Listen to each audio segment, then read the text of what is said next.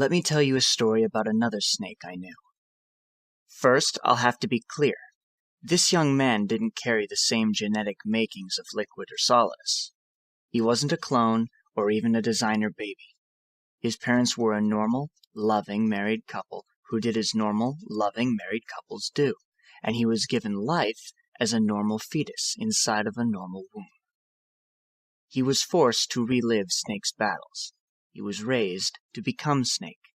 He was created in an attempt to produce another Snake, not through genes, but through memes. But he didn't become Snake. He rejected the transformation. He found his footings and decided to walk his own path, not Snake's. Because he met the real Solid Snake. Because he saw the other man's battles, the other man's life. His name was Jack. He was once known as Snake, and he was once known as Raiden. We don't pay much attention to Africa. By we, I mean most of the world. Even now as I write this, the number of lives being lost there is staggering, and the widespread starvation is unimaginable. More than half of the nations in Africa have an average life expectancy of under 40, a shocking difference when compared to our expectations of lasting into our 70s or 80s, with plenty of time for a comfortable life even after having raised children. But all everyone seemed to care about was global warming, endangered animals, or tomorrow's stock prices. No matter how high the bodies piled, those with food, clothing, and shelter continued about their days unperturbed. Jack was from that Africa.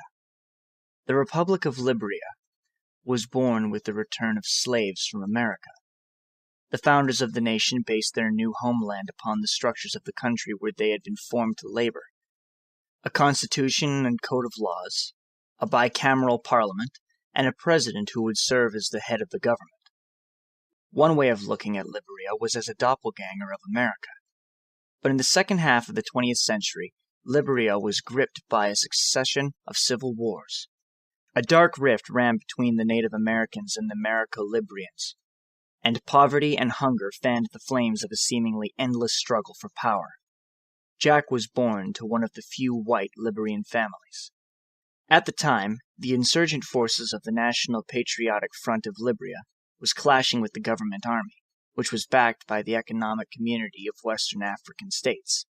Factions among them shifted, splintered groups formed, and old groups dissolved, and the war even spilled into neighboring Sierra Leone. The situation de-evolved into chaos. Jack's parents were killed, and the young boy was kidnapped and conscripted into the rebel army. He was forced to ritually chop off the arm of one of his friends as if it was a piece of kindling. He was indoctrinated to hate perfectly innocent villagers, given gunpowder to be snorted like cocaine, and made to watch Rambo again and again. In order to survive, his conscience rotted away. It didn't take long. Jack's squad was called a small boy unit. Too young to know fear or the value of their own lives, they were able conscripts. Adult soldiers were burdened by too many values to have any hope of easily reaching the children's grotesque, calm plateau. Jack was haunted by the memories of this time. Or, to be more honest, he ran from them. He ran from the memories of the women, the little girls, and the fathers he killed with not a moment of hesitation, following orders. He ran from the nickname White Devil that he earned through his fighting prowess. With the end of the war, he was rescued by a human rights group and sent to America, where he joined the Army and eventually the high-tech Special Forces unit Foxhound. Jack focused all his energy into his training and on a budding relationship with a woman named Rosemary. Through his pursuits, he ran from his past, from the casual slaughter prompted only by an order. Some might say he had sought a petty and cowardly refugee in his new life. But for the first time, Jack was able to find himself. His first and only Foxhound mission was to rescue the kidnapped president from Big Shell, a marine decontamination facility, an international symbol of environmental protection efforts that had been constructed to clean up the catastrophic oil spill left behind by the sunken tanker where Solid Snake was thought to have drowned. When President James Johnson came for a personal inspection of the facility, a rogue counter-terrorist unit, Dead Cell, seized control of the plant. The forces were aided by Russian mercenary forces and under the direct control of former U.S. President George Sears. Before given the codename Raiden for that mission, his Foxhound codename was Snake. The entire incident had been carefully planned to turn Jack into Snake. From the terrorist stronghold in an isolated marine location to threats of kidnapping and nuclear attack, to countless smaller details, the Big Shell incident was a purposeful recreation of the conditions Snake faced on Shadow Moses. Believing that anyone faced with an identical story under identical circumstances would become Snake, the Patriots set the stage. They sank the tanker, spilled the oil, and built the cleanup facility. Revolver Ocelot, along with Olga Gerlukovich, whose daughter had been kidnapped to coerce her support, worked as the engineers of this deception. Ocelot guided the former president, aka Solidus Snake, the perfect Snake, and his Dead Cell unit, into an uprising against the Patriots, all in order for them to fill the role of Foxhound on Shadow Moses. Behind the plot was GW, the command and control AI of Arsenal Gear, the Patriots' giant submersible missile carrier that was secretly docked beneath the Big Shell facility. Between this budding career in Foxhound and life with his lover, Rose, Jack had stubbornly kept his eyes closed and his ears plugged. He convinced himself he was following a path he had chosen, but as he fought the battle the Patriots had chosen for him, he discovered the cruel truth. Everything he thought he had chosen for himself had instead been chosen for him. He had only been running from his past. Because Snake and I went into Big Shell off-script, we threw unforeseen wrinkles into the Patriots' scenario, and Jack was able to learn the truth. He might have wished he never had. The knowledge must have been difficult for him to face. But Jack was man enough to take it.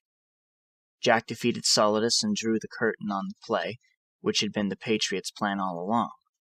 With their experiment successful, the Patriots announced the completion of a computer model. The program and the ability to freely simulate stories, to recreate the Patriots' interpretation of the truth. It was known as the S3 plan, the section for social sanity.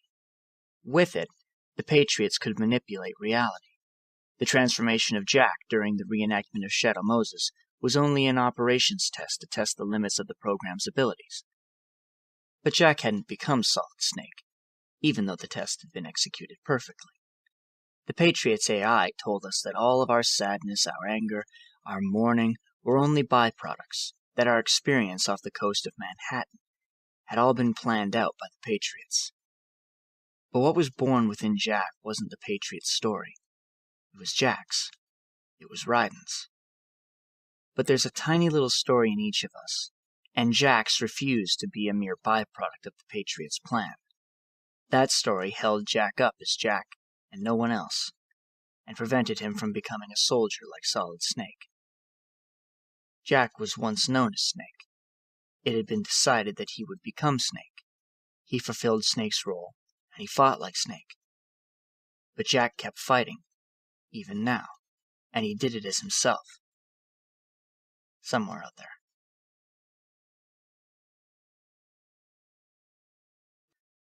The smell of butter, oil, and sulfur. Snake awoke. I was holding a plate of Sonny's fried eggs under his nose. The two yolks looked like they'd taken gunfire, and the whites were burned black. The smell was the best thing the eggs had going. I admit I have no room to talk, but no woman I've ever personally met has been a good cook. I've heard that even Raiden's ex-wife Rose was bad at it.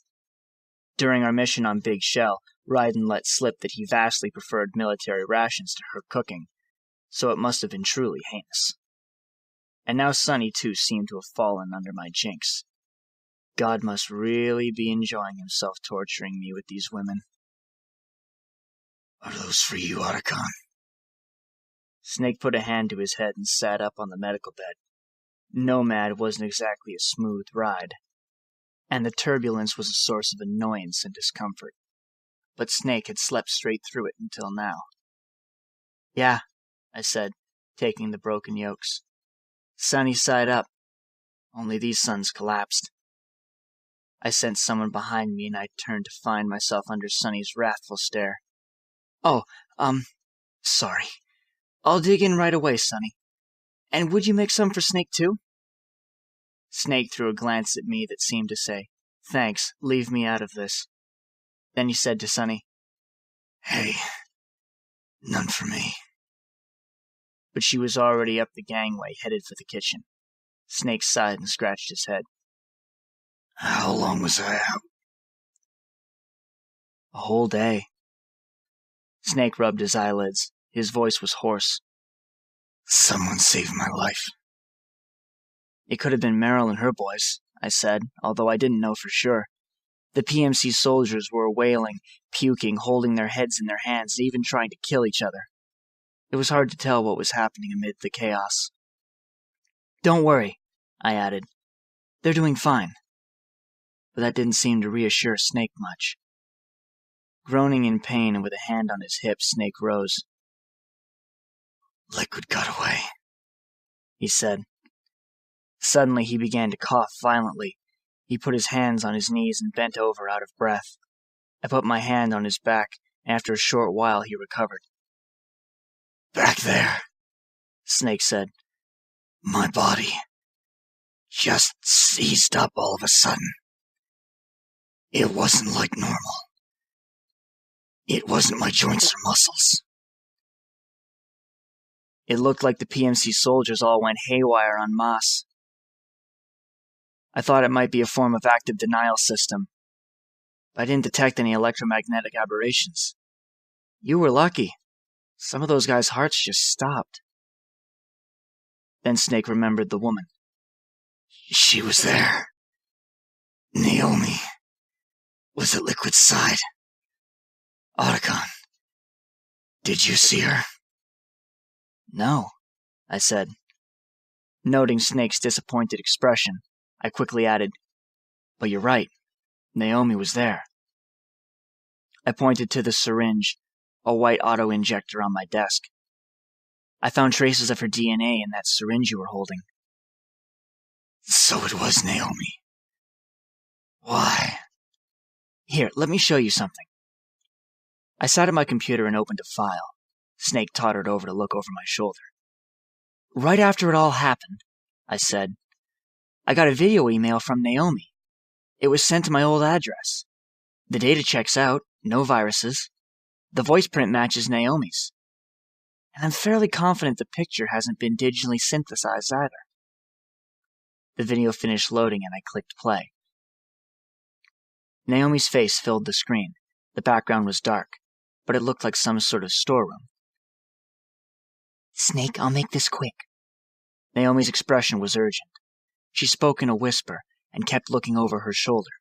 The picture was unsteady. She seemed to be recording herself with a handheld camera. "I'm in South America. I've been captured and forced to do research.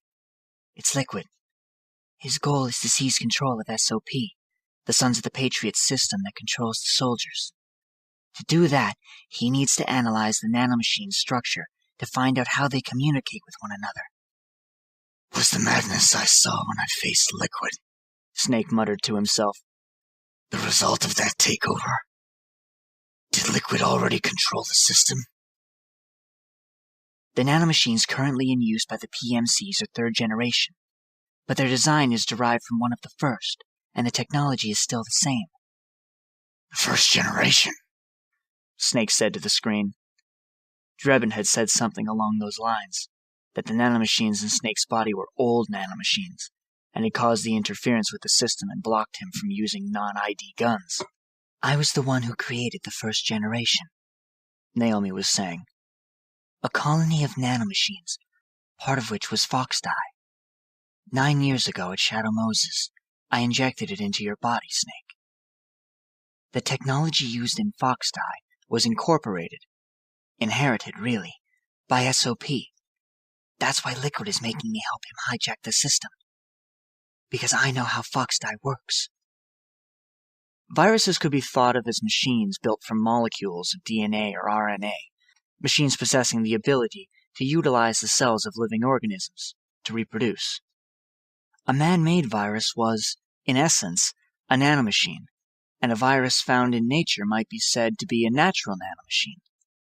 There was a loud noise on the recording, and Naomi turned, sweat beaded down her forehead. "Please rescue me."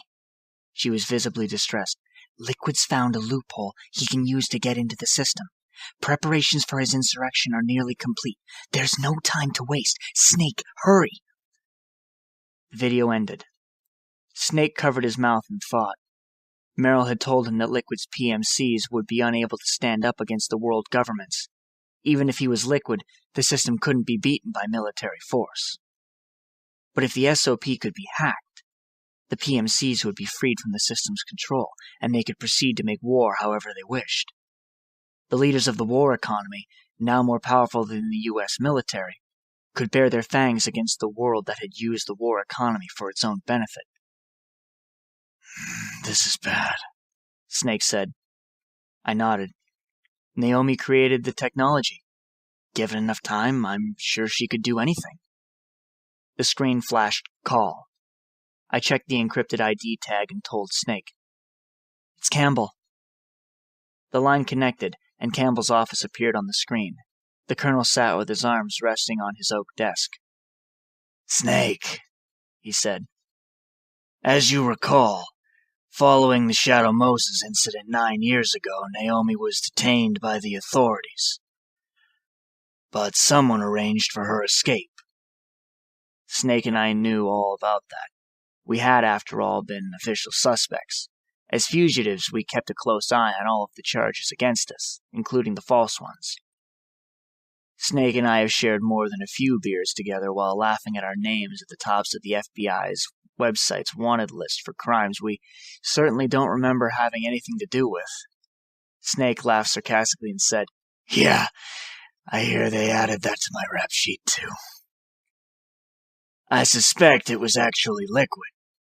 He must have taken her prisoner and forced her to do research at his facility in South America," I said. "Naomi sent her location data in a separate file. It was encrypted, but Sonny decoded it for us." Campbell nodded, and then his expression turned even graver. "Chances are the location she gave us is the site of Liquid's main base." As he searched his pockets for a smoke, Snake asked, "But is there any actual proof?" "Yes," said Campbell. "There's an ongoing skirmish between a new regime put into power by PMCs and a rebel army formed by remnants of the old one. The rebels have hired a small-scale local PMC of their own to stir things up. It's the quintessential example of the war economy market. The new regime is still in shambles, so it's really pure amendment. One of the PMCs under Outer Heaven control that's calling the shots. You might say it's a perfect place for Liquid to make his haven. Or it could be a trap." "True, but even if it was, we'd have much to gain." "I had Sonny trace the origin of Naomi's mail," I said. "The address was fake, but Sonny was able to track the message back through its proxies based on timestamps and data transfer volumes. Apparently, the message originated from a server in South America. I wouldn't exactly call it 100% credible, though." Out of gratitude for her help, I didn't tell Snake that she had hidden his cigarettes. Just a modest trade to help ensure our continued stay on Nomad would remain a pleasant one. Campbell said, "I've secured you landing clearance at El Dorado International Airport. You'll be acting as UN inspectors." "South America," I said. "That's about 20 hours from here. What happens when we get there?" "I'll arrange for them to get you a 4x4. The location Naomi gave us, the PMC base, is in a mountainous region surrounded by forests. Use the 4x4 to get as close as possible to the PMC security perimeter. From there on, Snake, it'll be a solo sneaking mission. The rebels are still pitched in battle against the PMCs. The commotion should help you slip into the facility unnoticed." Snake changed the subject. "Colonel, how deeply are they involved in this?" I looked at him and asked, "The Patriots, you mean?" Even in the Middle East, we couldn't help but keep watchful for any signs of the Patriots' involvement. After the battle with Solidus over the Arsenal gear in Manhattan, their AI had loudly proclaimed that they would regulate and control everything. Snake nodded. The data we got from Arsenal gear was a load of crap. 12 founders who have been dead for 100 years. Give me a break. We know they exist today. If the purpose of this battlefield control system is to control IDs, it fits in with their plans perfectly. Seizing control of the world's ID systems, Campbell said, and then using them to manipulate the economy and the worldwide flow of information. For the Patriots, that's the ultimate prize. You might say that the Patriots are the embodiment of the war economy. Everything that Solidus feared 5 years ago, Snake said solemnly, has come to pass. The former president had turned to terrorism out of his desire to build a world free of the Patriots' control. Freedom, human rights, opportunity. These were the fundamental ideas that burned inside each and every American's heart in those glorious first days of their independence. But somewhere in the young nation's short history, those ideals were warped and twisted, and the Patriots' horrifying system was born. It wasn't because one person had been driven by a thirst for power, or that someone had desired control. America's commerce, economy, lifestyle, even the very essence of the nation itself, had given birth to the structure of the Patriots. Now with the media and global opinion under complete control, Campbell said, not even the UN can stand up to them. Snake said, Then Liquid's insurrection is against the Patriots? Exactly. It would seem as though Liquid has taken up Big Boss's cause. An age of persistent, universal warfare for mercenaries freed from domination. In a sense, the outer heaven Big Boss envisioned is already a living reality. You mean the PMCs and their war business? That's right, Campbell said. Liquid is a slave to the Patriots, forced to fight their proxy wars for them. He must be dying to break free of their spell. Beneath the surface, a new Cold War is brewing between Liquid and the Patriots over who will survive. Snake turned away from the screen and looked up to the ceiling with a distant gaze. And no matter who wins, the world will have no future. Until we stop Liquid and destroy the system, we'll never be free. Isn't that what Solidus had wanted? He had been terrified of not leaving any legacy behind. Solid, Liquid, Solidus, the sons of Big Boss, had been born stripped of the ability to create offspring. They were just reproductions of Big Boss's genetic code. But Solidus had wanted to achieve something. He wanted to prove he was more than a simple carbon copy of Big Boss's DNA. He wanted to prove he was free. He wanted the world to hear his silent cries. I am free. I am free. I am free, and you are free. Snake, Campbell said plainly. What we call peace is an equilibrium kept in check by the war economy. Destroying the system means wiping out the information society, the end of modern civilization. Like it or not, we may have no choice but to protect the system. Solidus had tried to destroy the system, but it defeated him. As ironic as it might seem, Snake and I, and Raiden, believed our actions had saved the world. If we now took down the Patriots like Solidus had tried to, only an endless chaos would await us. But still, could you say that Solidus was entirely wrong? I didn't think I could. Got it, Snake said, rubbing his shoulder, stiff from lying unconscious for an entire day. We've got 20 hours until we land. I'll have a look at the documents. And I'd like to have a smoke while I have the chance. Otacon, have you seen where mine went? Sorry, Snake, I can't tell you. I shrugged. He eyed me with suspicion, but didn't press.